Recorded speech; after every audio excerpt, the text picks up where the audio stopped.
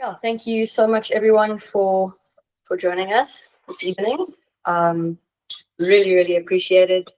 Those of you who were here last time, thanks for coming back. Any new peeps, thanks for joining. If anyone else joins, we'll just let them in and take it from there. So yeah, we ended our last call essentially with the end of our adventures in the Sacred Valley. We ended at the very, very cold Rainbow Mountain. And yeah, from there, essentially, we packed our bags, went to sleep, got up super early the next morning. Before I continue, could I just ask everyone to just mute themselves? And if you'd like to ask a question, you can just raise your hand or unmute yourself and then ask the question, just to eliminate any sort of excess noise. Yeah, thanks very much. So yeah, we essentially went from the freezing cold Rainbow Mountain to the very next day, landing in the very much humid, very much hot, middle of the jungle, Pucallpa. So yeah, from there, landing in the jungle, we were instantly greeted by a wall of very hot air, which was quite something. Followed shortly by instantly being greeted by one of the most colorful and dynamic people I've possibly ever met. He couldn't speak a word of English. We had very limited Spanish, but this was our driver, who was sent by the hotel to pick us up, who, I don't know how to describe him, just the most colorful individual. He had cowboy boots on, he was loud, he was wild. At more than one occasion on the 10-minute trip between the airport and the hotel, I don't know how often you feared for your, but yeah, I don't know how often you feared for your life, but yeah, he was exceptionally charismatic. Like Danielle said, it must have been about 35 degrees. And Salvador picked us up at the airport, and he was wearing cowboy boots, like almost up to the knees, the jeans tucked in. He had a long sleeve shirt that was unbuttoned, almost just above the belly button. Chains, greased back hair. We thought he'd come off the dance floor, to be really honest with you. He was ready to rock and roll. And he was just so full of life. And despite the massive language barrier that was going on between the three of us, we were in full conversation with one another as he was zooming through the streets of Pucallpa, which were not the same streets as Cusco. Pucallpa, in contrast to Cusco, is packed with little motor cars that are a major kind of transport system that they have in place. Like guys, they buy a little bike, and on the back it's got a little like cart that can take anywhere from 2 to 4 people, depending on how much you kind of pack the cart. And he was just zooming in between these cars in this sedan that we were driving, and he didn't give a fuck about what was going on and what was happening. He was screaming at everybody. The music was just onsing in the taxi, laughing and laughing at it. It was a real welcome to Pucallpa, to the energy of Pucallpa, which was not the same as Cusco in terms of culture, the kind of people that were there, the kind of place that it is. To give you a frame, we'd come out of the belly of the Incan Empire in Cusco, and we had these silly ideas, these silly notions that, you know, things would be pretty much the same. You know, when you travel around South Africa, sure, geologically or geographically, South Africa has difference. But the cultures are pretty similar. You know, South Africans are South Africans, and there's these little variances here and there. And so we had the same kind of idea with regards to Peru, that we would be leaving Cusco and that we would literally just be transporting ourselves to another part of Peru, which would be a mirror of Cusco, when in fact it was not the same. It was a completely different environment. We were now in the rainforest of the Amazon, where we were in the cloud forest in in Cusco and in Pisac and the Sacred Valley and so on. And it's a different environment completely, and it's a very vibrant city. It's a city that, or a town that was set up to deal with the logging that was coming down the river, all the logging and all the rubber that was happening and coming out of the Amazon. So it's a commercial town. It's a very westernized place, Pucallpa. It didn't necessarily have this deep cultural heritage that we had come out of in Cusco. It was instead very commercialized and very westernized, almost similar to taking a walk through, you know, our own CBD in Johannesburg or Pretoria, or potentially even through the city in Cape Town. And while it didn't have these huge tall buildings, it did have that vibe of a westernized city, while being a completely almost indigenous environment. We were sore thumbs, we were tall poppies, we stood out completely and utterly in this environment. There were very few Westerners that we saw in this environment in comparison to Cusco. And the Westerners that were there were really only there for one reason, and that was really to go into diet and to connect with the technologies of the Amazon. So to paint this picture, like I said, we come off the mountain. It was -5 degrees on the top of the mountain, the Rainbow Mountain. Danyal had posted a picture, and I shared this picture on Instagram of the two of us standing on this mountain kissing. And you'll see that we're kind of dressed head to toe in a beanie and jackets and scarves and long pants. And when we stepped off the plane, it was not the same environment. It was humid and hot, and we were now in a completely different reality. We were in the same country, but it really was a completely different space, and it was a little bit shocking, to be honest. And the transport motor cars and our very very lively and enigmatic taxi driver Salvador. Yeah, so thanks, my love. It was quite something. So we made our way to our hotel, and we had just really booked a room for the two of us, which turned out to be the prime room in the hotel. We had the most wonderful balcony looking over the square and so on. And for me, I just took the opportunity after a whirlwind, what was it, 9, 10, 11 days, to essentially just collapse in a heap on the bed and just rest. I think you went out and explored a little bit, but essentially I personally just collapsed in a heap and just allowed myself about a day or so to rest. So we had given ourselves about 4 or 5 days in Pucallpa, which in retrospect, it wasn't really all that necessary, but I did enjoy the opportunity to rest. And then we started exploring the town, which for some reason I assumed that because it was now a completely different environment, maybe less touristy and so on, because it was a completely different environment, I don't know why I assumed perhaps the town would be quieter. Let me tell you, it's not. Just in general, I think we even mentioned last time, Peru is a very loud place. So Pucallpa is buzzing. Like Denzil mentioned, there's just these little motor cars, which is essentially a motorbike that they've converted into a little bit of a tuk-tuk situation. They just zoom by like it's a swarm of wasps, essentially. So we did a little bit of exploration, started exploring the markets, the local shops, and so on, and getting some well-earned rest after a whirlwind trip.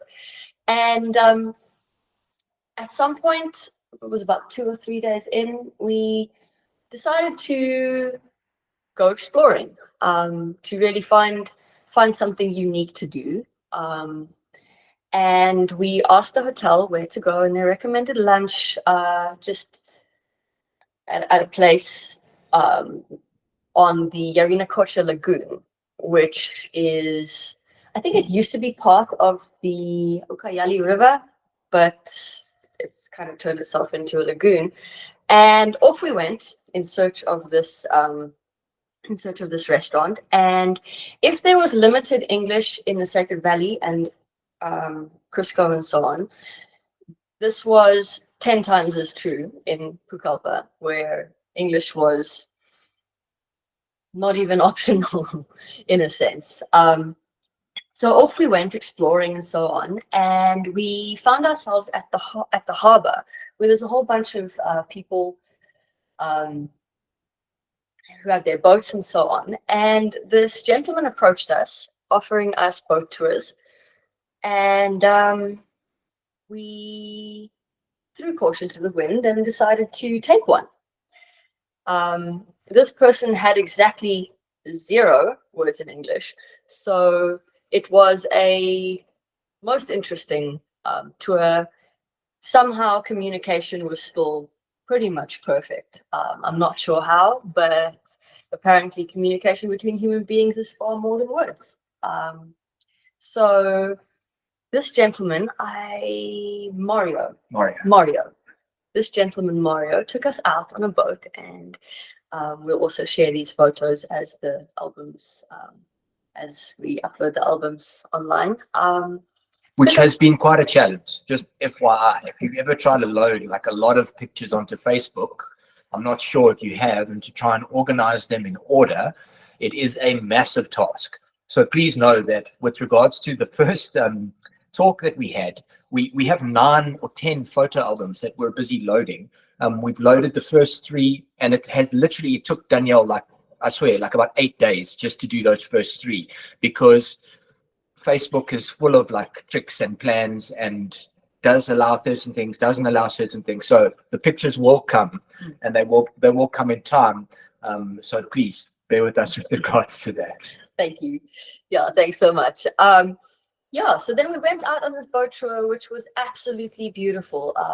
The lagoon is so massive. These like the jungles all around. It was just the most incredible thing. We took this little detour, side tour, had a little walk in the jungle. I personally was not prepared for this at all. I just had my little sneakers on. I did not know that we were taking any sort of jungle tour whatsoever. So, but nonetheless, improv is a wonderful thing.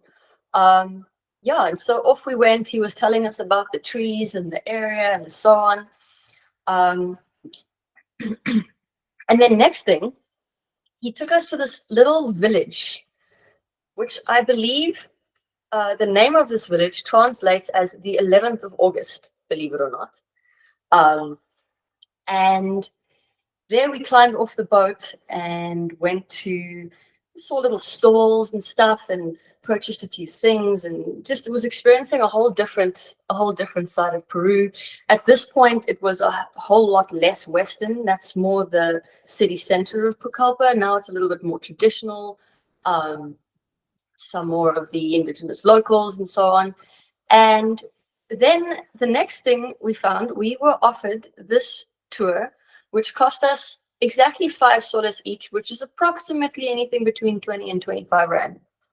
To go see some sloths, believe it or not, which was the most incredible surprise thing, because we had just gone on a mission for lunch.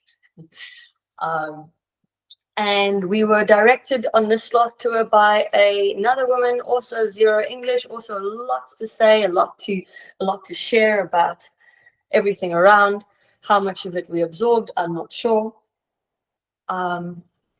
And we came to this point where there was this tree, and in this tree, it was almost like it was a fruit tree, but just it was growing sloths.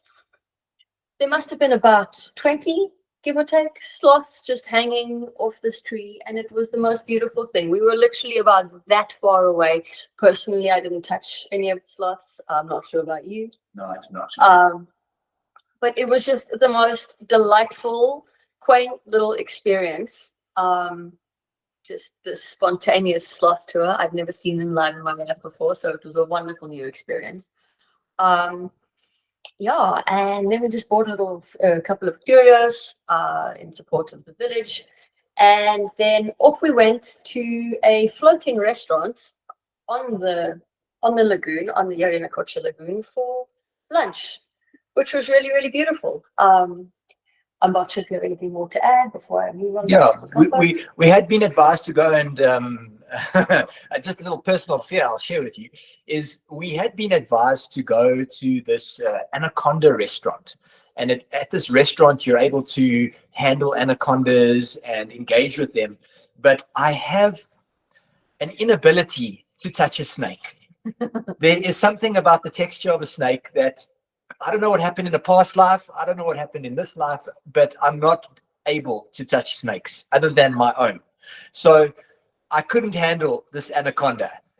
I couldn't handle it at all. And I just said no tomorrow. Like, we're not going to the anaconda restaurant. So like, please don't take us there. And I think maybe that's why he took us to this other place, to the sloth tour, where he thought maybe sloths were a little bit more appropriate for my demeanor and for my, just internal ability to be out in nature and engaging with nature without feeling threatened that I'm going to be eaten. I didn't get eaten on by this anaconda because I didn't go to this anaconda, but I'm going to potentially share a story with you later where I did get eaten by an anaconda, and the interesting experience that was for me and what happened to me when I did get eaten by an anaconda.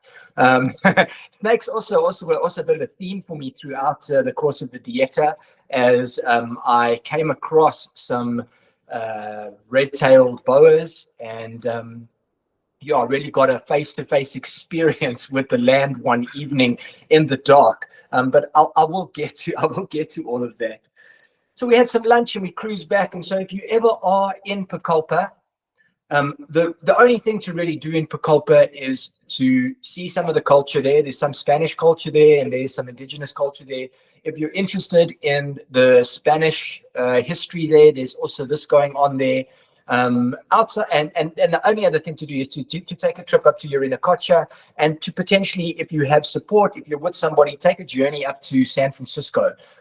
San Francisco Navidad is a community that is further up the river, not so far by boat. It's part of this Oxbow Lagoon that is broken off from the Ucayali River, and it is very deeply indigenous. You will really connect there with the Shipibo tribes, and there are apparently incredible not textures, textiles that are available in San Francisco that you may purchase there.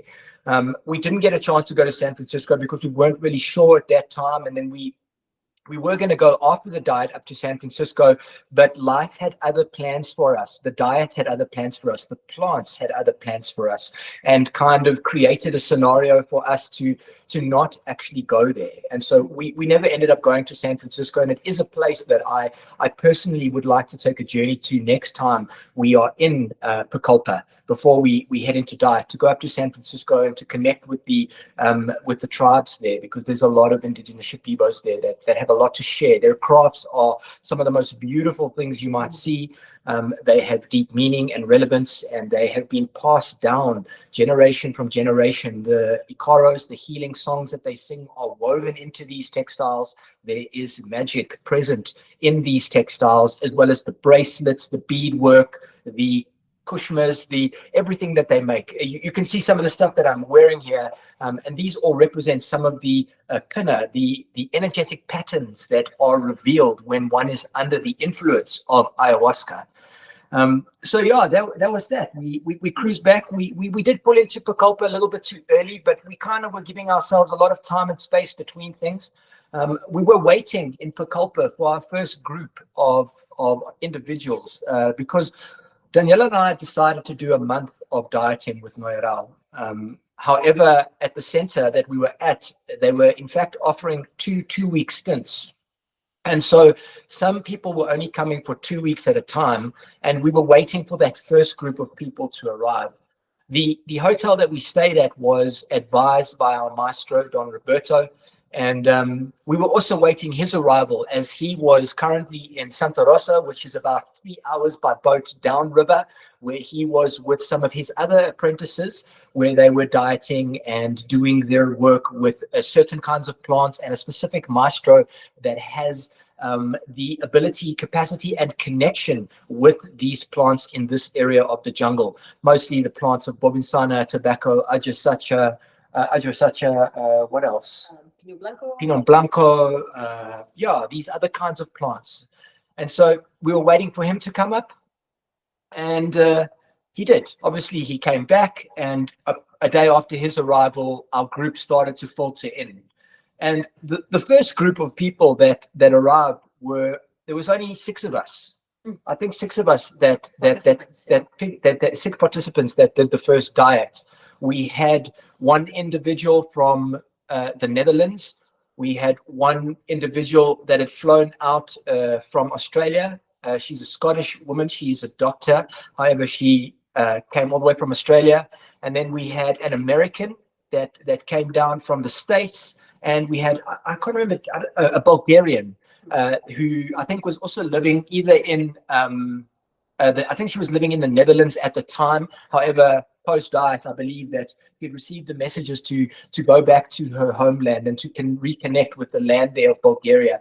So this is what we had: a Bulgarian, an American that is living in the Netherlands, another American living in the States, a Scottish woman living in Australia, and 2 South Africans, and then our maestro, which is a British citizen with Thai and Spanish heritage, who is essentially a child of the world and who has been traveling and sharing in the magic of the Shipibo traditions and their healing technologies of ayahuasca and the various master plants that you might work with in a diet.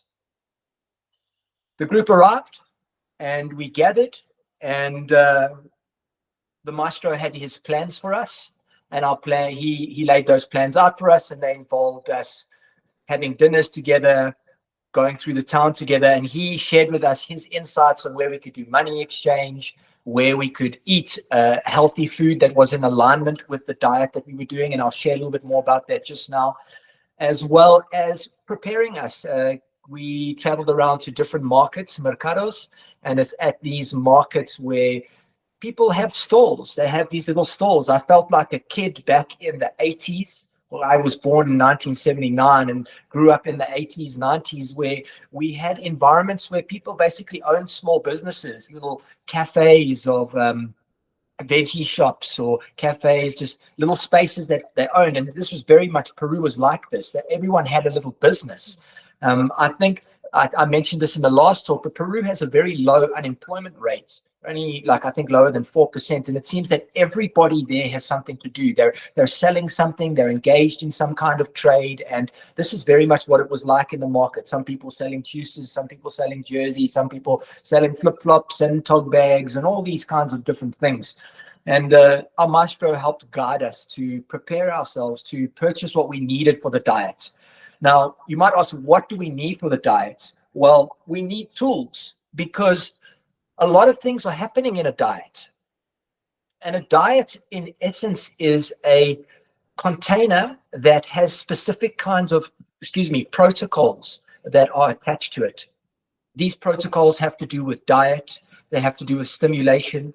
They come with sacrifice, the sacrifice of not being able to eat salt, sugar.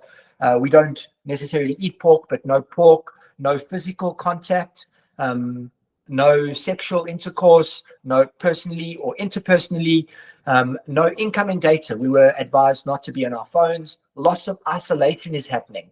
And the reason this is happening in the diet is because during a diet, you are connecting with a plant that is willing to connect with you and to share the wisdom that it has gained over the millions and potentially billions of years that it has been in this earthly reality, observing reality and observing the energetics of reality, understanding how to kind of bend and mold and create realities with its intention, with its consciousness. And it is willing to share this information with us as long as we make these sacrifices, because plants don't have bank accounts. Only maestros have bank accounts, but plants do not have bank accounts. And so they don't accept money. They only accept commitment. They only accept sacrifice. They accept trust, faith, and willingness. And nothing else is a form of payment for them. And so in a container, you must be giving those things. You must be giving your sacrifice. You must be letting go of what you have become attached to. And us out in the Western world, we are highly stimulated beings. We are constantly provided with distraction and with entertainment, with pleasure, and with a lot of noise. And in a diet, it's about becoming very, very quiet so that you are able to receive the teachings of the plants and then be able also to translate what that means, because the plants talk through your own mind. They talk through what it is that you kind of understand reality to be, and they use meaning, they use metaphor, they use imagery and emotion to share their messages. And there must then be a lot of translating that goes in the course of a diet. Things are not necessarily very literal. They're quite dreamlike in their expression. And as with all dreams that we have, they're metaphoric. They're not always literal. They come with meaning and depth. And so a lot of this is happening in this process. Once we'd all gathered and got our supplies, and so supplies for the diet are things like agua de Florida and mapacho, as well as any other kinds of incense, because during the processes of medicine, some of you here have been in ceremony and understand that there is a lot of processing that goes on. There's a lot of clearing of energetic blockages or energetic patterns that is occurring. And these patterns, they must be given over to the garbage dump of the universe. And so it is important to clear oneself using the plants of tobacco, the plants of that go into the agua and into some of the other resins like myrrh and copal and so on. And so we're purchasing all of these so that when we're in ceremony, we're able to constantly clean ourselves of what it is that we have been carrying, so that it may come up, it may be released, it may be transmuted and sent off for the highest good of all. And these are the kinds of tools that we would be acquiring. There are also the tools of hape, and these are not necessarily a part of the Shipibo tradition. We didn't do hapes in ceremony at all. They were more a private kind of practice. If you are an individual who uses hape, it was more private practice. There wasn't hape being served in ceremony. This is more from the Brazilian traditions in the Huniquin lineages, not necessarily in the Shipibo lineages. So we were fetched, I don't know, we were fetched on the 1st of November, I think, 1st of December. 1st of December, and off we went. The center was roughly about 50 k's outside of Pucallpa on a spot of land that some Russians had purchased, and they'd purchased this land, one, to do the center, but also as a way to save what's going on in the Amazon, because there is a lot of commercialization going on in the Amazon. In the past, because of all the logging, there's a lot of trees that have been cut down, and in response to those trees being cut down, the local people have been planting pine. And pine is quite an invasive species and is not necessarily a species that looks after the environment. It takes up a lot of the nutrients and kills off a lot of the surrounding plants. We have it here, I think, up, our sappy forests that are in Mpumalanga and so on. There's nothing really else growing in those forests other than the pine trees. And so they bought this piece of land to kind of save the forest, to save the jungle. And on this piece of land, they built the most beautiful center. And it's at the center that they set up 8 or 9 tambos, maybe a little bit more, 8 tambos plus a few tambos that were more isolated and in the forest. And this is where they had their center. They built a beautiful maloka where they were doing their ceremonial work, as well as a library space for socialization, and then a kitchen and eating area. And this is really all that's there. Oh, and of course, bathrooms. And this is all that's really there at the center. There isn't very much else that's there for your distraction, because it isn't a place really of pleasure. It's a place of learning, of healing, of transformation and connection. And so, yeah, we arrived on the 1st of December. What happened then? Yeah, so the first day that we arrived, it was essentially just a settling in process. We initially thought that we were going to begin the medicinal process, not with ceremony, but with a purgative. We thought it was going to be on the same day that we arrived, but the organizers opted to just allow us to settle in and find our feet and get to know one another and so on the first day. So that's just essentially what we did. We moved in, unpacked our stuff, got to know the organizers and the managers of the center and the staff. Lovely, lovely, lovely Shipibo, indigenous Shipibo people, the kitchen staff, the ground staff, and essentially just settled in for what was going to be our home for the next month. We shared a dinner together and then made our way back to our tambos and got a bit of rest. And then the next day we woke up, and very first thing, even before breakfast, we started the process, which was a purgative yerba luisa, which is lemongrass, essentially. And it is essentially just a process that I wasn't familiar with before, but I'm very familiar with now, where some lemongrass has been steeped in hot water and been left to cool down. And it's a case of you drink as much of this water as you can on an empty stomach, preferably. You drink as much of this water as you can until the water starts coming back up. This is just, it's quite gentle, I would say, in terms of how purging goes and cleaning goes. And yeah, this it's basically a way to clean out the body, clean out the energy body. Like I say, the lemongrass itself is a very gentle plant. It's a water cleanse, basically. But this was our first, I would say, team building exercise as a group, because we are all out there together. And I guess those who purge together stay together.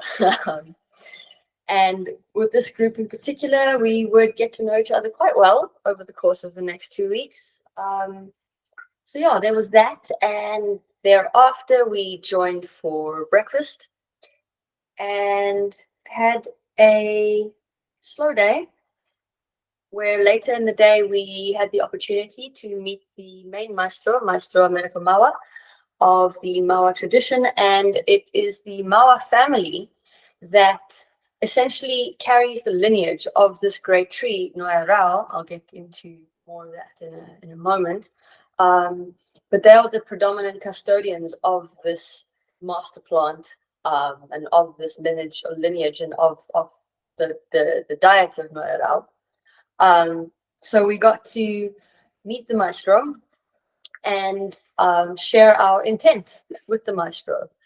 And what was interesting for me is that I had a whole bunch of intent that was around my own sense of purpose, my own sense of path, my own, I would say, mind and heart, really. However, when we sat in front of the maestro and he spoke a bit, translated by our maestro Don Roberto, of course, he asked specifically also what physical ailments we were dealing with, which was an interesting frame for me, because I hadn't gone with any intent of anything physical really at all. So I was sitting there going, okay, well, wow, this is a bit of a change of direction, because I have a whole bunch around my ideas and my thoughts and all of that, but I hadn't given my body any thought. But upon thinking about it before having an opportunity to speak to the maestro, I realized that, in fact, there were physical things involved, not necessarily current sort of aches and pains or ailments, but definitely stuff that ran in my family line that it would be naive of me to deny that that would be something that I do inherit. And so I decided to bring some of this in, just dealing with yeah, thinking about some of the hereditary stuff, I believe, like that travels through my family line, and almost tying this in with my own sense of why I'm there. And it was an interesting take because I think us as Westerners we're very involved in our mental states and our emotional states and so on. But perhaps from an indigenous standpoint, it is very much to do with energetics of the body, of alignments in the body, which are directly linked with the mind and the heart and so on. So I was really grateful for the opportunity to give that some thought and to be able to present that to the maestro. And so one by one, we were called up to sit in front of Maestro Americo, and we got to state our case, essentially. Like I said, for me, it had a lot to do with finding a sense of direction, finding a sense of purpose, finding a sense of my path and my mission in this life. And so, along with some of the familial stuff, this is what I shared. And so, yeah, one by one, we just had our chance, and then we were briefed because the first ceremony would be that evening. So we were briefed in terms of just some of the protocol. On ceremony days, we have breakfast and lunch, but no dinner, or no, was it no lunch? Yeah. Or there was lunch, eh? That's right. And then at around about 4 or 5 o'clock in the afternoon on each ceremony day, there was a flower bath, which I think it was comprised of 3 traditional plants, very carefully selected, steeped in water, and we each had a bucket that was wonderfully and lovingly prepared for us, waiting. So we would immerse ourselves in the situation, basically throw it over the head, throw it over the whole body, and this would be the beginning of the preparation for the evening to come. Every evening. Could I speak a little bit about the flower baths? Absolutely. Yeah. So just the flower bath, just to let you guys in, like this isn't a practice that's exclusively done in the South American traditions. We also have guys using plant work here and steams in our local indigenous traditions here in South Africa, our African traditions. They use steams and they clean themselves with plants. And so should you want to embody or imbibe or imbue yourself with certain energetics, the energies of rose or of local plants here that have beautiful fragrances, you can do this. You don't need to be doing a diet to do this. And the benefits that you receive from these plants, they help clear your energetic body. They help invite sweetness and magic into your experience, into your life. And so should you be going through something where, you know, your mood is under pressure, or you are dealing with stress based on your environment, potentially your work or your health, or whatever your particular individual situation may be, you can go and buy a bunch of flowers that speak to you, whether they're sunflowers, roses, or whatever flowers are speaking to you, including also essences. You can put any kind of tincture into the water as well, whether it be lemon or, again, like I say, lavender, anything that speaks to you, and share your intention with this flower bath, with this bath. Ask these plants to help you with what it is that you're going through, what it is that you need based on your own personal things, whether it be your mind, your emotions, your energy, your body, your past, your present, your future. It doesn't matter. The plants can help you with each one of these things. And it's really just that. It's about making the plant bath with the intention of an open heart and asking for what it is that you need, and then taking the bath, really just, you know, lathering this all over you, over your head, over your body. It could be a particular part of your body that you would like attention to. You can do this too. If you do choose to do a plant bath, please know that you must allow yourself to dry naturally. You must not towel yourself off. You must not dry yourself off. You must let yourself dry off just naturally. If you haven't filtered the water and there's plant material in the water, allow that too to also fall off you naturally. You don't have to clear your hair of the rose petals and your back and whatnot. Just allow it to fall off. It will go off in its own time. And you can do this practice whenever it really calls you, because this is a practice that you can bring into your life that is effortless, easy, and adds immense value to what it is that you're going through by inviting these very beautiful, open-hearted, loving spirits and plants into your life. And again, if you research and have a look at certain plants, they will come with certain kinds of characteristics and traits. And so if you're looking to have those traits in your space to help you deal with what it is that you need to deal with, you can do this through the flower bath. You can also do it through a steam. We didn't steam during the course of our dieta because the plant and the tree that we dieted is very sensitive to hot environments. It doesn't like extreme temperatures, so we didn't do steams. We only did flower baths. So yeah, that's a little bit on the flower baths and something that you can bring into your life and choose to do based on the relationship that you might have with the land that is around you. Yeah, thanks. For sure. I was sharing a little bit just about speaking to the maestro. But the body. I shared about the body and just about my own intent, if you want to get into that, just before we move on to the ceremonies. Yeah, with what Danyal was saying, it was an interesting approach to what we're dealing with. I in my own experience, I find like our Western mind is a very interesting mind. It's a very different mind to an indigenous South American mind. We have different value systems, different processes, and so on. We have different ideas of what it is that we're doing or what it is that we need.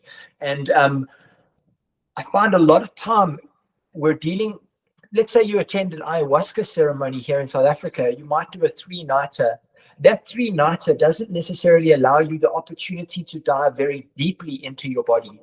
You might take physical things with you, but it doesn't necessarily give you the time and space to go into your body, to clean yourself out and to reharmonize, to detox your body just in that 3-day period. Even though a lot is going on, a lot is happening with Westerners in the mind. And the approach from the maestro was all physical. There was no discussion around patterns of the mind, patterns of thinking. There wasn't any talk of this at all. It was almost as if the body, being the last one in the chain from kind of, mental, emotional, energetic, and physical, the last one was telling him all that he needed to know about those other layers. He didn't even need to know. There are some individuals here that are focused on the body, on healing the body, on cleaning the body. And this was an incredible theme that we learned over the course of the dieta, is that the physical body, once taken care of, will basically take care of almost every other issue you might have.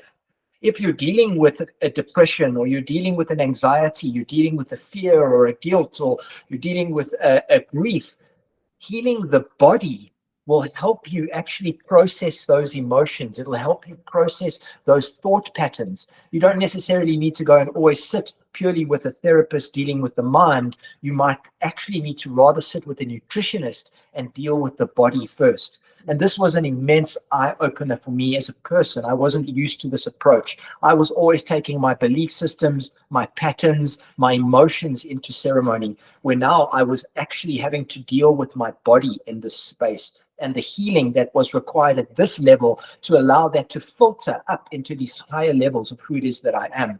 So it was a really interesting approach, and something that I highly recommend.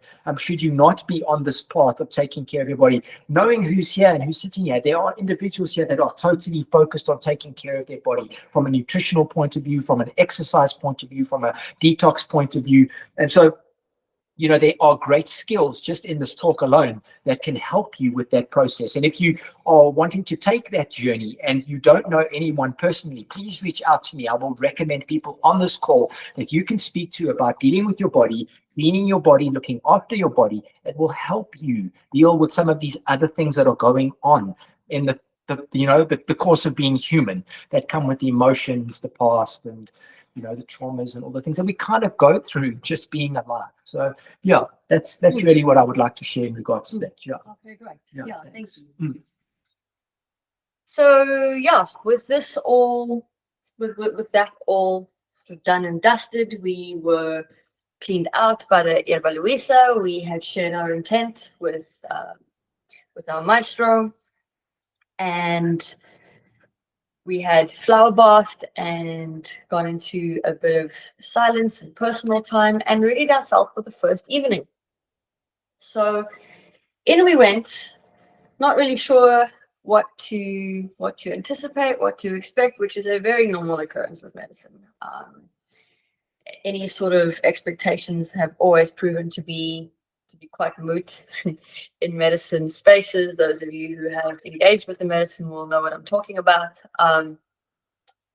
But in we went, and for the first, I think, what was it, 3-4 nights, there were 2 Shipibo maestros, 2 very much indigenous Shipibo maestros there, Maestro American Mahua and Maestro Orlando Gonzalez. Thank you. Also part of the Mahua lineage. I think they were cousins of sorts, yes. something to that effect. Along with our own Maestro Don Roberto, and also the gentleman Dima, who runs the center, who is also very much a brilliant maestro in his own right. So essentially there were 4 maestros for 6 of us, which was quite an experience in and of itself. And we began this evening, which the process itself was quite surprising, because we meet at 8, prepare the space. We all got given a mattress, a sheet, pillow, blanket, buckets, and so on. We essentially didn't really need to bring anything other than our own little personal trinkets and personal goodies. And then it was pretty much a no mess, no fuss kind of situation. We arrive at 8. A few minutes later, Maestro Americo arrives. He sits down, he sings to the medicine, he hands it over to Maestro Dima, and Dima begins to pour. Just like that, where we dive straight in. So this medicine has been cooked down to, I think, for about 4 days. So essentially it is half a top glass of very thick, very strong, very, very bitter medicine. Very, very bitter medicine. And no spoonful of sugars to make it go down either. And also, you go sit right in front of Maestro Dima and you drink it right then and there, straight up. And so personally for me, I won't be getting too deep into the ceremonial experiences themselves, but what I can say is that what caught me by surprise is that this was the strongest medicine I have ever drunk in, at the time, my 8 years of drinking medicine. And particularly on the first night, I completely underestimated the strength and the potency of this medicine. So the first night, the first 2 nights are what they call limpiezas, which is basically a cleaning out, which, figurative, literal, in all senses of the word, it was a cleaning. It was an energetic cleaning, all in preparation for the diet that would be officially opened on the second night.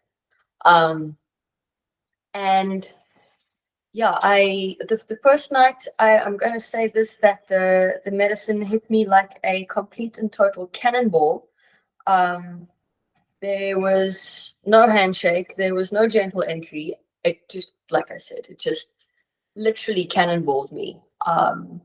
And I would continue throughout the course of the 2 weeks of the dieta, throughout the course of the month, to have very strong experiences that at times showed me absolutely no mercy.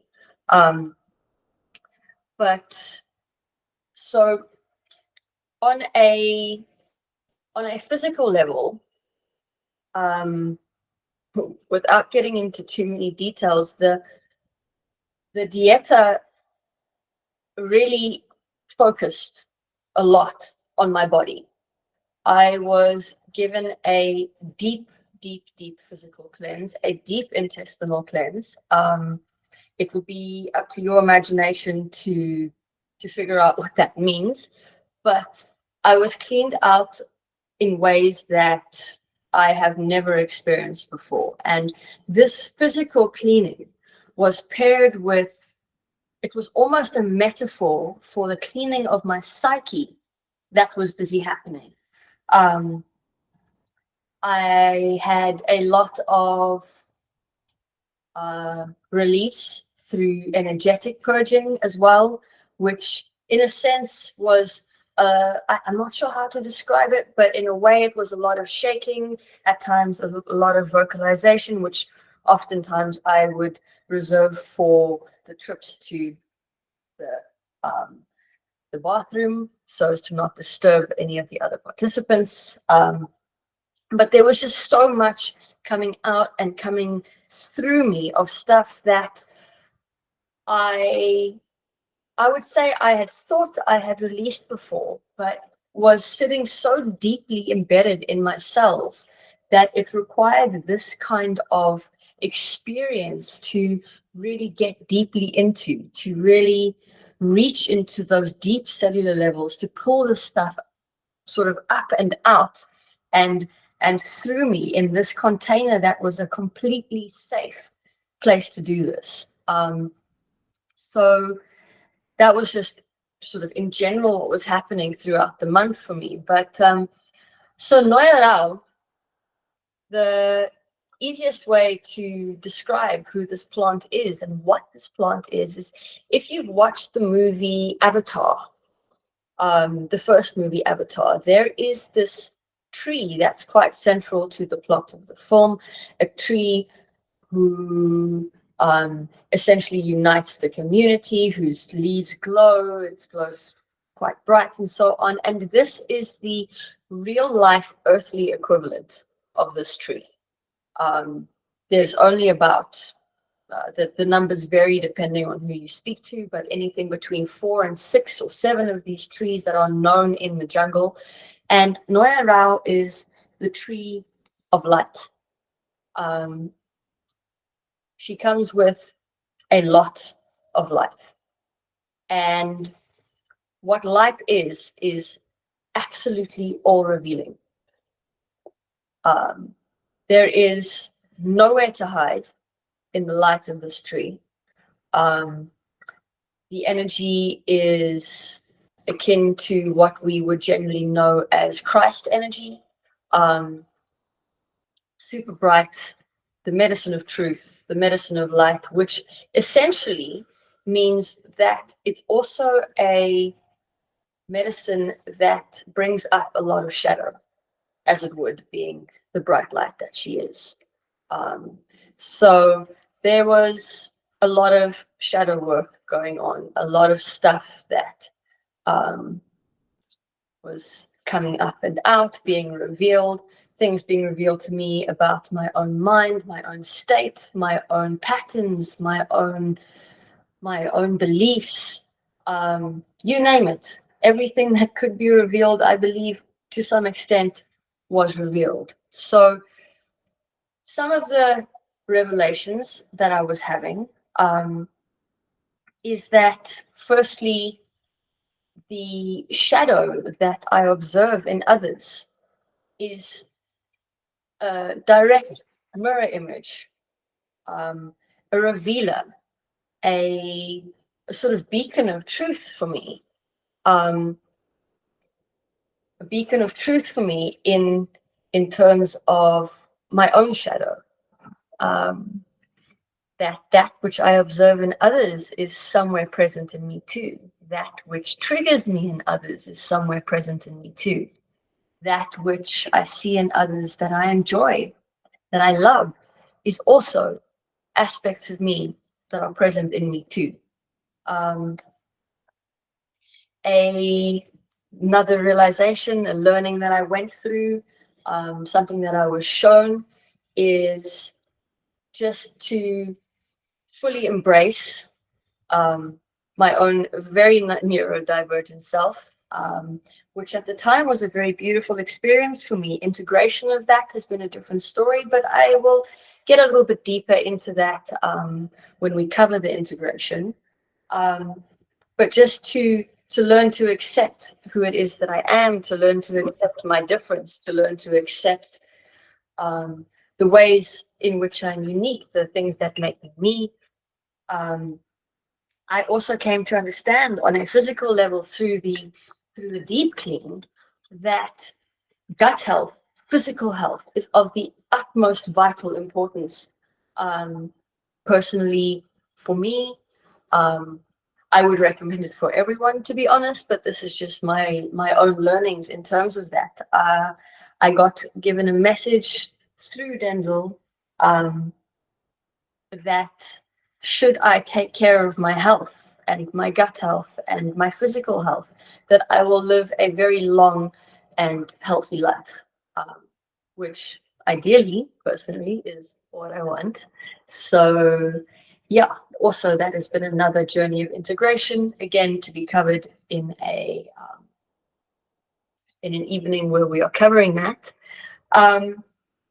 Some more of my own learnings is that for me it is, so a bit of background is I grew up a little bit of a, what one would call a people pleaser, wanting to keep the harmony, wanting to keep the peace, feeling very overwhelmed if those things weren't in my environment. And what the diet showed me is that that is absolutely detrimental to my own mental health and my own physical health and my own sort of peace of mind in my own life, and that it is far more important for me to stand in truth rather than to attempt to keep the harmony in any given situation. So also been a journey to integrate, and the integration is ever ongoing, but just that is a far more healthy approach for my own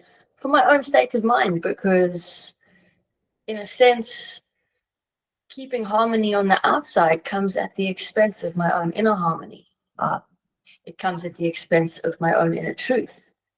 And so yeah, that was some of the learning. So also I came to understand that and to see certain patterns of unconscious behavior, unconscious patterns of thinking, unconscious patterns of belief in the sense of spending my life with patterns of belief and patterns of actions and patterns of behavior that tie in with keeping the harmony instead of speaking my truth, has gotten me into situations that have it's been at my own detriment in many different ways, shapes, and forms. And yeah, some of the other learnings personally is to also, I came to realize that a lot of the time we have good intentions for things. We have good intentions for others. We have good intentions in what it is that we offer others. But that, the nature of the shadow work with this tree of light, it was revealed to me that my own good intentions, so to speak, could definitely also have shadow aspects where perhaps I had to begin to question, from where do I offer my gifts? Do I offer my gifts unconditionally? Do I offer my offerings purely for the sake of, or is there some sort of hidden to myself desire behind it? Am I offering something because I desire to be seen or acknowledged or validated, which are seemingly innocent things, but are they? When I'm accepting offerings from another to to really ask myself, from where do these offerings come? And to really hone in on my discernment of myself, of my environment, of others. Again, all of these themes of rather standing in truth than catering to harmony and catering to peace. And so, yeah, that was another layer of my learning. And, you know, in summary of the entire month, so as I mentioned earlier with my intention, my own personal intention, I went on a mission to find my path, I guess. And on the one strong evening, it was shown to me almost humorously. I began to laugh. It was shown to me that the path that I've been seeking, I've been on all along. That at every point, at every turn, every happening, every chapter, that has all been my path, and it has all been perfect, and it has all been exactly as it's meant to be. And so I can learn to trust that at every point I am still on my path, and that everything is perfect. And perhaps I only see it in retrospect, but that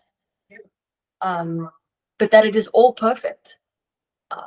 At every step of the way, and everything is taken care of, and everything is exactly according to plan, and that everything is going absolutely smoothly, and that the path that I've been seeking, I've been on this whole time. So in summary of my own learnings, that was pretty much the main points over the course of the month, of the 2 dietas, the 2 different groups. We'll maybe get into a bit of that. But with that, I hand over to Denzil for your dieta experience. Yeah, thanks, Danielle. It's just such a beautiful thing. You know, like the main thing I want to share from all of that is and you'll hear from me, is that a dieta and a plant experience is always going to be uniquely your own, and it's also never going to be the same. One ceremony is going to be completely different to another ceremony, as the plants, with their incredible intelligence, reveal deeper and deeper layers of what is necessary for us to go through. You know, doing this work with the plants is so multidimensional. There's many things happening in this space. There is physical healing. There is emotional healing. It can be personal. It can be transpersonal. It can be generational. You can be doing this kind of work for your family, for your lines, for those who are not able to step into these spaces for whatever reason that they're not able to.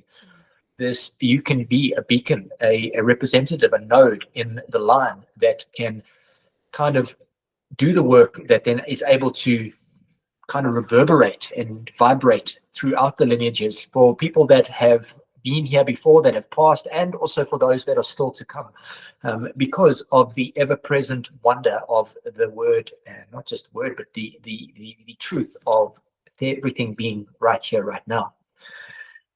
There were so many things that there's also interplanetary work. You can do work for the planet. You can do work for the galaxy. You can do work for whatever it is that kind of presents itself to you, whatever it is that you are choosing and what you want to bring to the plants.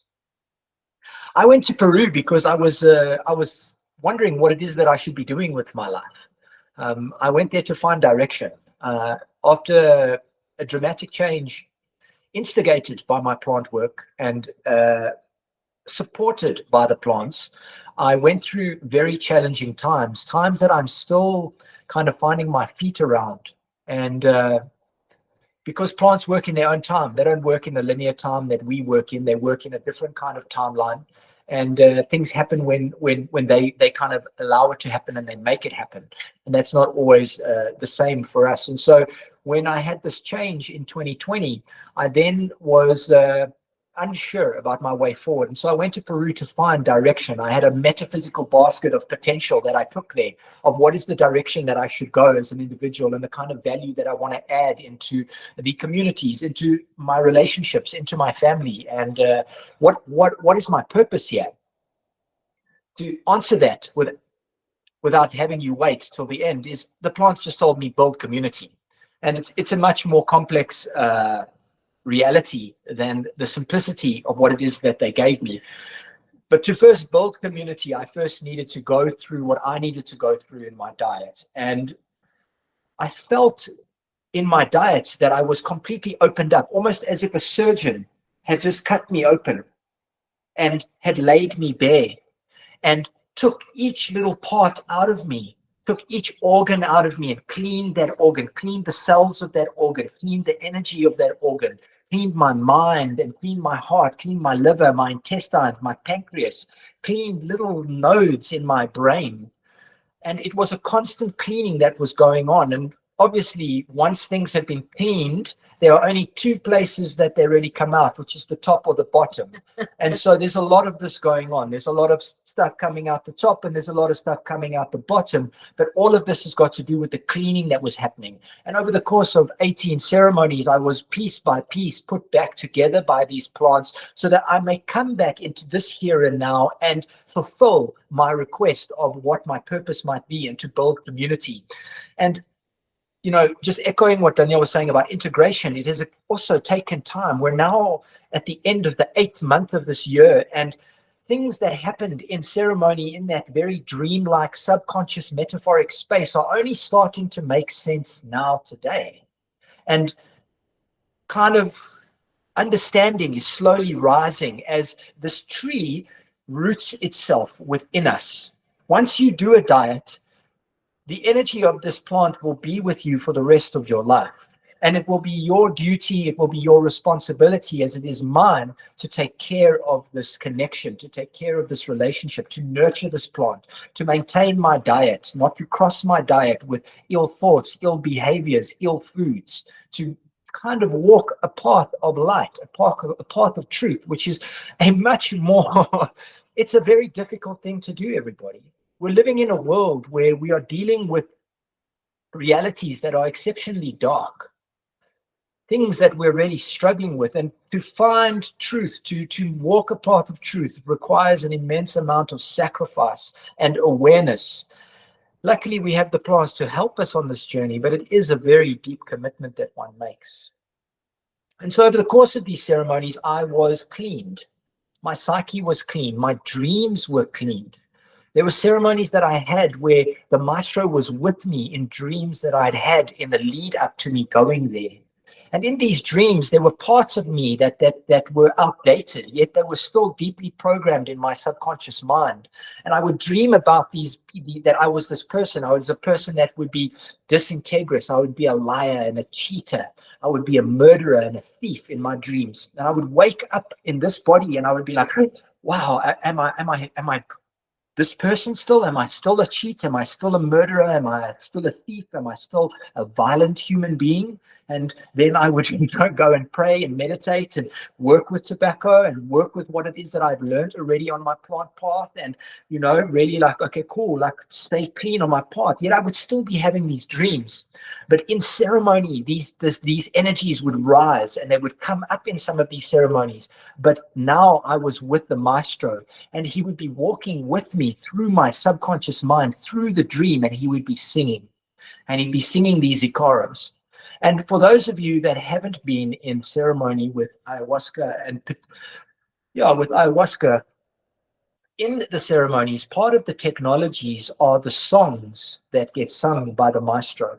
And these are songs that are passed down through the lineage, and they are songs that have been taught by the plants to the maestros, to the individuals that are dieting them, because these songs are instructions, they're incantations, they are what you need to sing in the ceremony so that the plant understands what to do within the client, whether it be a physical healing in the guts, in the veins, in the bones, in the brain, whatever it might be.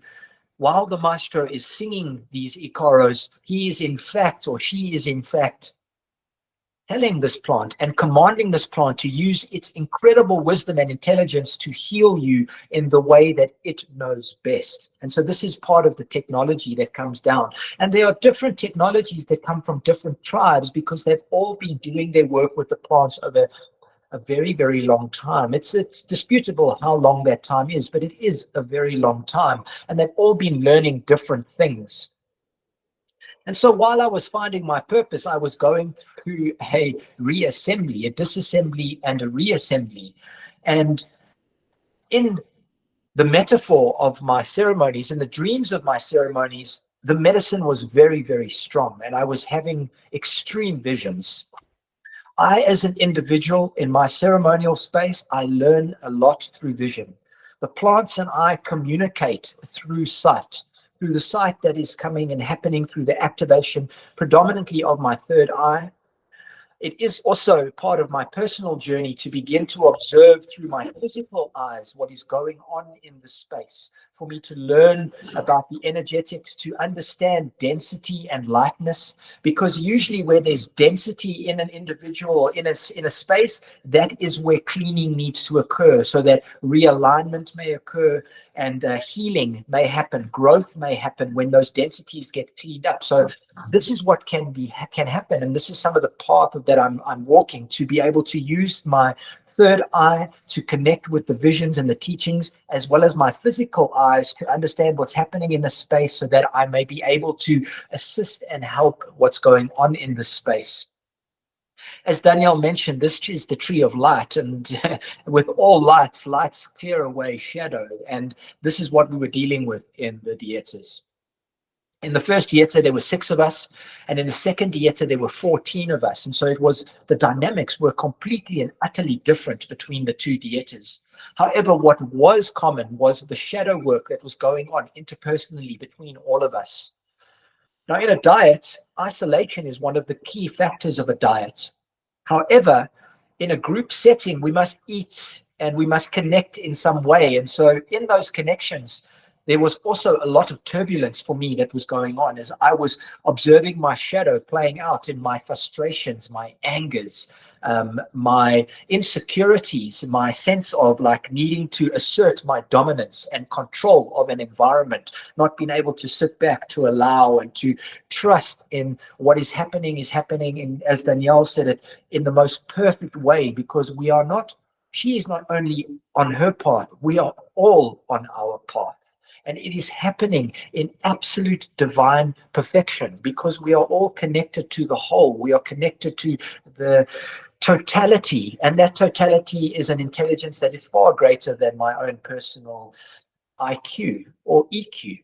And it is taking care of me in a way that I cannot comprehend. And it is, in my belief, doing that for each one of us. We are all in the perfect place at the perfect time. And so I was getting fucking mad with a lot of the people on the diet. I had quite a serious argument with one of the women in the second diet, which led to interesting dynamics play out, because it's a very subtle environment. It's a very sensitive environment being on diets. And these frustrations, these irritations are felt at very deep levels of being.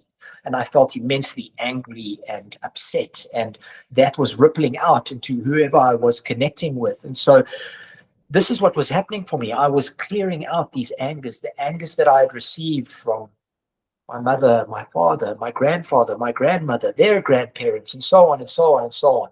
And that had now arrived in me for me to do something about. What am I going to do about my anger? What am I going to do about my purpose? What am I going to do about my direction?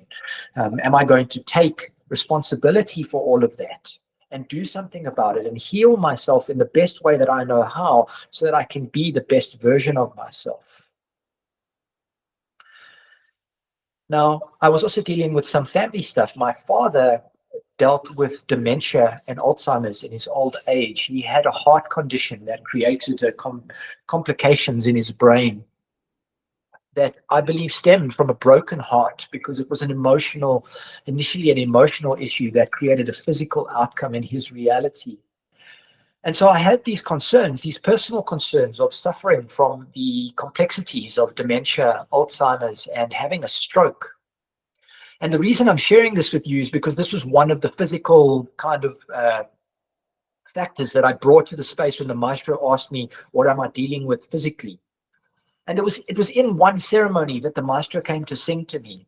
And as he came to sing to me, I felt a strong sensation in the one side of my brain, as if there was a instrument that was going into my brain and looking for something. And he was continuing to sing to me. And as he was singing to me, this instrument was looking for this little blockage, this energetic blockage that I believe could potentially cause one of these three outcomes: Alzheimer's, dementias, or a potential stroke, because of my lineage and the energetics that I've been carrying as me.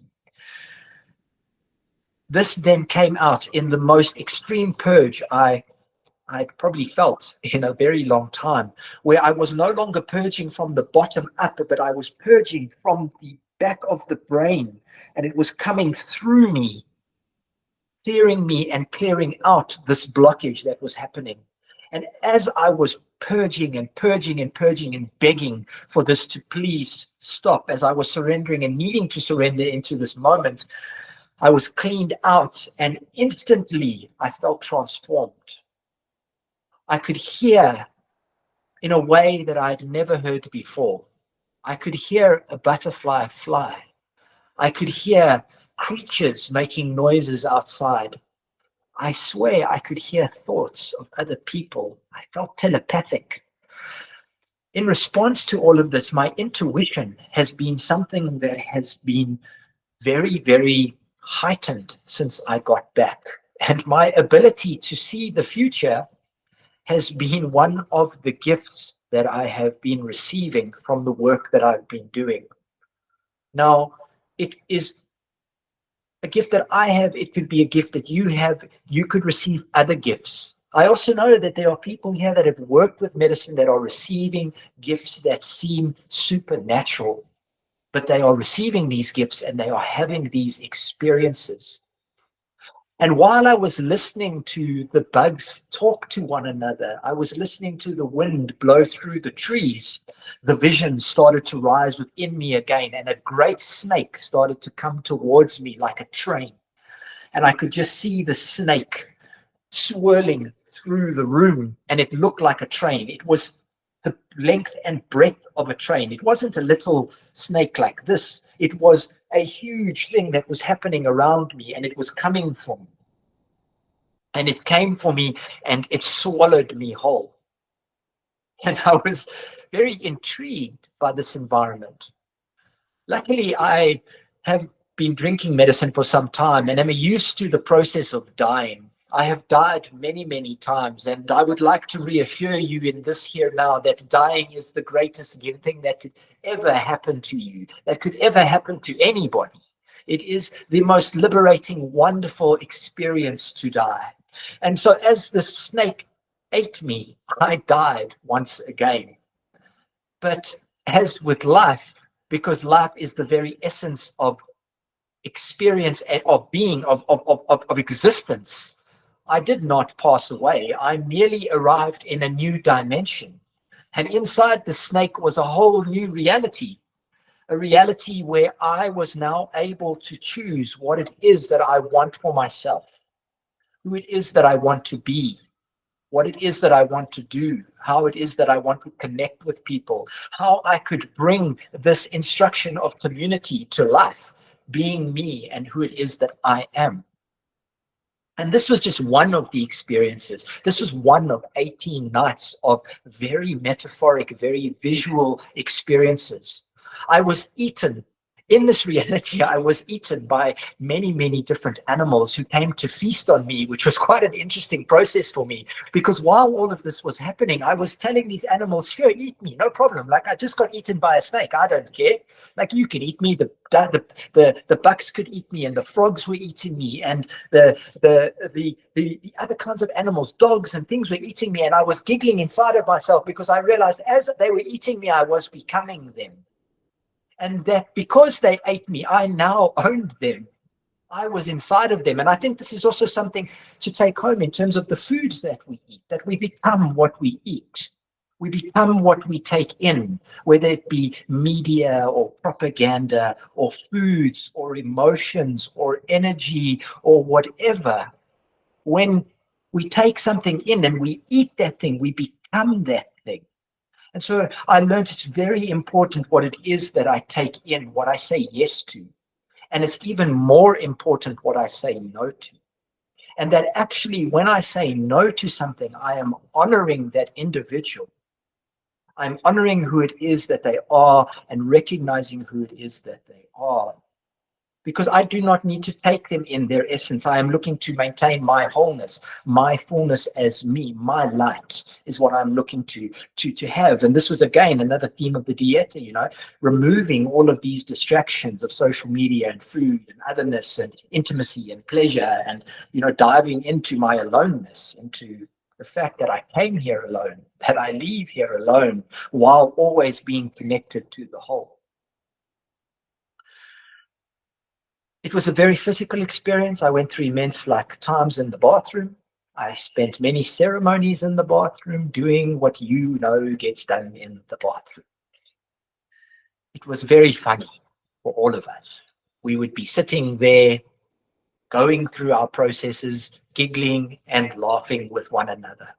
It was humanity at its rawest form, and I literally never felt more connected to anyone else ever than I have in the bathrooms in Pucallpa. Embarrassment is something you need to leave at home when you go and diet, because it doesn't apply there. It's not important. It's not a thing. What else happened on my diet? I came across a big snake in the middle of the night one night, and the center staff took it away from me. But it was, again, another experience, another connection of being with this very interesting animal that we have all been kind of culturally conditioned to have certain kinds of meaning and metaphor. In the Shipibo traditions and in these Ayahuasca traditions, the snake is the connector. It is the thing that takes you from one realm to another realm, which I rarely experience this reality, this truth, that this is what's happening. Along the way, I received teachings. Our maestro held classes throughout the Dieta, and so we learned how to work with tobacco. We learned how to work with agua de Florida. And we started to learn the Shipibo language so that we may generate our own ikaras, our own healing songs. It is a complete schooling in the ceremonies. The maestros had no ego. A very interesting thing to observe. They never expressed any kind of need to tell someone not to do anything. They allowed freedom. They allowed people to be themselves and to have what happened to them happen. And they allowed us to sing. They allowed us to allow the plants to flow through us and for us to sing in these spaces. And it was a real blessing. They were doing their work. They were cruising around. We were in ceremonies. There were 4 maestros all singing at the same time. And they're not singing the same song, because they're singing in an ikaro based on a message that they're hearing of what this individual needs, and also what they heard, what they learned when they spoke to this individual. And so there's this cacophony of a choir that's going on, the Shipibo that is just being sung in a cappella, because there are no instruments that are being played in this space and in this tradition. Everything is a cappella and everything is melody, the melodies that one receives from doing the diets and connecting with the plants. Over the course of the month, I grew to love others and accept them for who they are. It is still an ongoing practice as I integrate this love on a daily basis, as I integrate the acceptance of others on a daily basis, because I am not perfect. Although I am made in perfection, I am still coming to it and to my own realization of my own perfection, my own embodiment of my own perfection. And so it's a learning process. People that I had a huge issue with at the beginning of the Dieta, 4 of us stayed for the full month, and 2 of the other individuals that stayed were women. And in the first diet, I was fucking despising them. I was not getting on with these 2 individuals. They were really rubbing me the wrong way, and I had feelings and thoughts about them, what is referred to in Shipibo terms as shitana, evil eye. I was like, fuck them. But by the end, I was in love, and we hugged, and we are still in communication to this day, sharing our love with one another, sharing our integrations with one another. So it was a very, very beautiful experience, an experience that I aim to continue through the course of my life when it is that the plants take me back to Peru. Because I want to leave you with this. When you step on this path, understand that you are no longer in control of your life. You are in control of the moment, of how you respond to life. But when you step onto this path, you step into the mentorship of a great, great teacher, regardless of which plant that is. And you need to surrender to this teaching. Otherwise, it can become very testy. There was a saying that we learned on the diet that is ani sama, ani prueba, which means big diet, big tests. And this year has been a fucking test. I tell you, it's a test. And if you want to have a conversation about some of those tests, I can share some of that with you privately in another conversation, because we are running out of time here. We are now at 8:30, and I don't necessarily want to keep you much longer telling you the stories of this diet, those intimate stories of the diet, but the wholeness of what I received, the light that I've received. Life has been very, very different for me. Very, very different. I feel like a new person. I have a new baseline. One of the major takeaways that I have is I have a new baseline. And that baseline helps me understand when it is that I'm not there, which means that when I get into anger, sadness, grief, frustration, all of those things, there is a voice in my head going, this isn't you. You are over here, calm, relaxed, centered, grounded. You have support of the plants you can lean on, ask for help, because the plants will mold your reality. They will mold your reality. Just like the Icaros command them to heal you, you may command them to assist you with your life. And if you have any kind of relationship with any plant, like I said, from sunflowers to roses to Noya Rao, you can ask for their help and they will help you. Their frequencies will create realities that will assist you in your life. So yeah, I think that's me for now. I hope I've shared what it is that you came to hear. And while we are at the end of this call, some of you may need to go, you may have other things to do. I would like to open up the floor to some questions, because each of you may want to know different things about our experience. I've tried to share some metaphysical things, some personal things, some emotional things, some physical things, some spiritual things, some fucking fantastical, weird things that don't make any sense. But there might be something that you particularly want to know about this process or about this lineage. And so I would like to open it up, unless Danyal has anything she would like to say before we do so.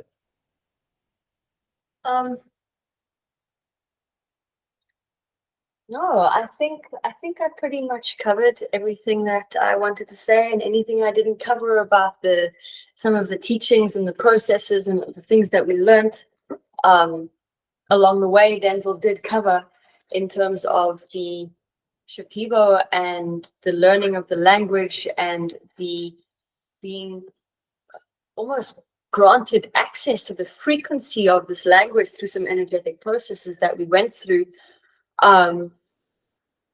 Yeah, and just the sheer privilege of it all, to be honest, the sheer wow, to be able to have access to such immense technology and such an immense experience in this lifetime was just honestly one of the biggest privileges of my life, to be received with such grace by the plants, and even the grace of the suffering of the cleaning and the revealing and the so on. It is all grace, and it is all such an immense blessing. And really, gratitude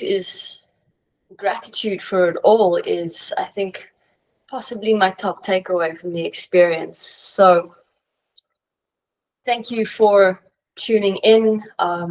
In terms of the experience itself, I'm pretty sure both Denzil and I could talk for at least another 2 hours each of what we both went through, and all of the teachings and the learnings. But in a nutshell, in summary, this is essentially what it was. Like Denzil said, if you have any, would like to talk to either of us a bit more in depth and detail, then please feel free to reach out to us. Thank you, beautiful people. we deeply appreciate your presence and being here while we get to recall and to go through some of the stories and the processes that we went through, what it meant to us. We're deeply thankful to the plants, to the maestros. It is a connection that I cannot necessarily fully embody in my words alone, other than to say, Ichabires, Iraka, Noya Rao, Mahua, Te, Dima. Yeah, see? Awesome, my friends. Thank you so much for being here. We appreciate it. We love you lots. And, yeah, we're here if you want to talk about anything, if anything comes to mind over time. We're here. Yeah. It's a privilege to have been there and to be able to be here, sitting here right now, sharing these stories, sharing the experiences. So thank you so much for being here to receive these stories. We really appreciate all of you. Thank you very much. Ciao, friends.